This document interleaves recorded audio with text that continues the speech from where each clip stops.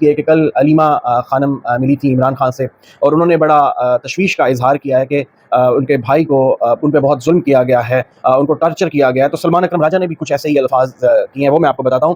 عمران خان کے سیل کی 5 دن بجلی بند کی گئی، گھپ اندھیرا کیا گیا، 10 دن تک انہیں سیل سے باہر نکلنے نہیں دیا گیا۔ یہ سختیاں ٹارچر کے زمرے میں آتی ہیں۔ یہ سلمان اکرم راجہ، یہ جو پاکستان کا آپ ایسا سمجھنے کہ برین ہے، پاکستان کا مائنڈ ہے، پاکستان کے جو چند بڑے نام ہیں وکلاء کے، ان میں ان کا شمار ہوتا ہے۔